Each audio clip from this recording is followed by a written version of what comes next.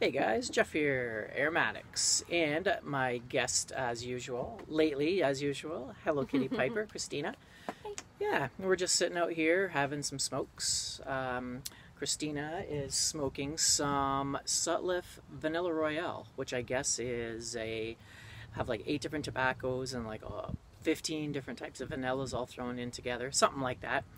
And I must say that one thing nice about having someone with you that smokes a pipe is that you actually get to enjoy the The smell. the room note. Yeah, and I'm sitting downwind from Christina, and I'm getting this nice, I don't know, it's almost like a cigar-y smell, but like just getting smacked in the face with some strong. Yeah, the smoke keeps on going like right in your face. And I like it. You know, it's great. Yeah, it's that nice vanilla smell, just a deep vanilla smell. It's a good tobacco. It's very similar to vanilla custard, but a little bit more dark and tobacco-y, I guess I could say. I would say it's not as sweet as vanilla custard, too. Yeah, it's just a more traditional vanilla flavor, I guess, maybe, without the custardiness, I suppose, that creaminess. Still very good. And I only have a little bit left. You can get it at fournoggins.com. That's the only place, maybe at Cup of Joe's, I'm not sure. And I am smoking a CAO Flathead 554.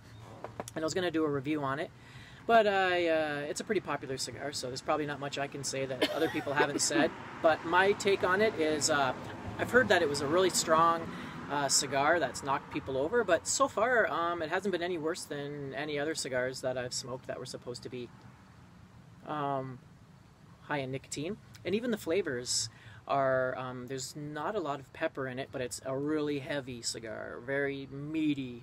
Doesn't really taste like meat, but it's just heavy, a heavy, flavorful Very cigar. rich. Very rich, that's a good way to say it. And the flavors, it's actually got a pretty short finish, but there's a lot of smokiness to it and strong on the retrohale. But it's very smooth. It's not a harsh cigar by any means. And a lot of the high quality CAO cigars have that quality of heavy yet smooth. So far, I'm liking it. I'm liking it a lot. And it's been burning pretty good. I have to touch it up. I think I'm just I'm used to smoking a pipe, and cigars just don't burn the best for me. But it's smokable. I'm getting it smoked, and that's the main thing that matters. I think the label looks really cool, too. Yeah, I guess the idea behind this, what do you call it, line of cigars by CAO, there's the Flathead 554, and I think there's the 660. They're kind of bringing it back to the old days when there was big, big motors in cars, like back in that's what it looks like. Yeah, the 50s Like and a 60s. 1950s car motor. Yeah, and that's what they were going for when they made. Yeah, it's neat that you can tell that. You can tell for sure. Yeah, it's pretty cool. Yeah, so it's got that heavy power to it. Yeah, it's a great cigar. And I never really was a huge car guy until I got my motorbike. And the VMAX itself was basically invented because the Japanese guy was in the States back in the early 80s, and he saw a Japanese, the head of Yamaha, was watching these drag racers drag race their cars, these hot rods, across bridges and stuff, doing like a little quarter mile. And so it made him want to, make a hot rod style of motorbike that the masses could buy.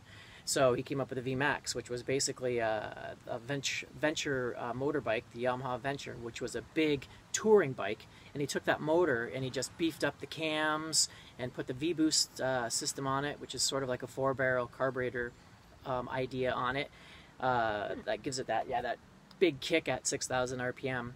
So ever since I got my bike, it's given me an interest in, hot rod and the old style cars with the big motors, because that's kind of what the VMAX stands for. It's not like these super bikes now that are all light and, aluminum and all that. This is just a big, heavy motor that's been beefed up to just accelerate quick. So, yeah. Anyway, I was also going to talk about a topic today.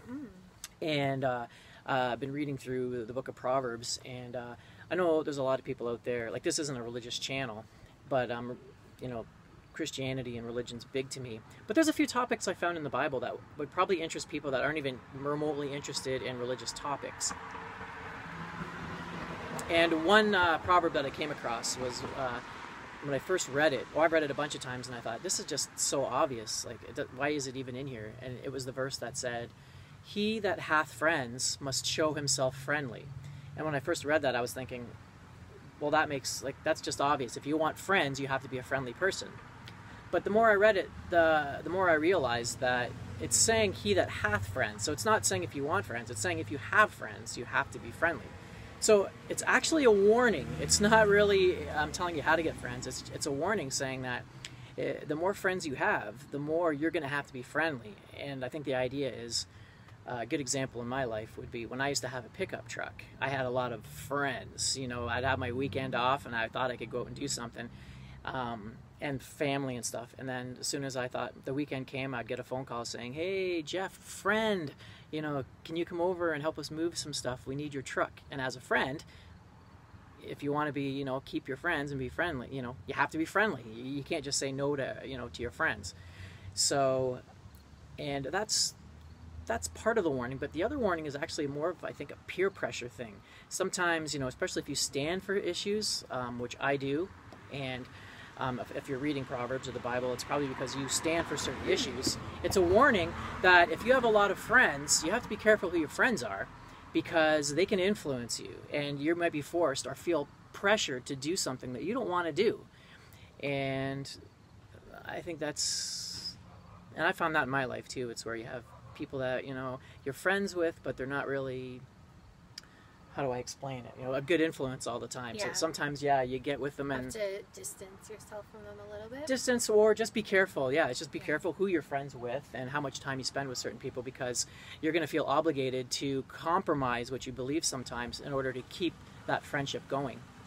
So anyway, I thought that was an interesting little tidbit that I thought I would share that I think anybody can really relate to.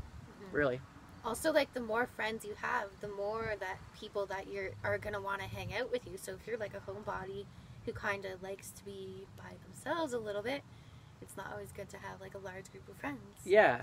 So, and not that there's anything wrong with friends, it's just a warning that the more friends, the more obligations, the more pressures that you have. So there's, you know, there's a benefit reward, a risk reward thing going on. It's up to you. You have to decide where the balance is, you know, and what's right for you too. Yeah. Because some people, as soon as they're done work, they like going out with friends, hanging out. Yeah. Personally, I like my alone time. The more older you get too, I find that too. When I was younger, you know, when you had more energy and family and you wanted to get together with people, it's a little different. But I remember getting to the point where it was like, my friends were, you know, were making me feel pressured to do things all the time. I don't know how to explain it, but yeah, I just got roped in. They'd make decisions for me. It's like, "Oh, by the way, you're doing this for us this week, right? Did you know that?" And I'm like, "What?" So sometimes it's nice to just have a small, good quality circle of friends. Exactly. They always say it's better to have a few like really good and close friends, like people you can really rely on. Yeah, it's actually a new issue. I've just been mulling over in my head. So there's a lot of little things I'm sure will even, like, the more I think of that proverb, the more I'll, you know, learn life lessons. And that's just one little proverb. There's so many that are really interesting, which I'll probably talk about in other videos for something to talk about.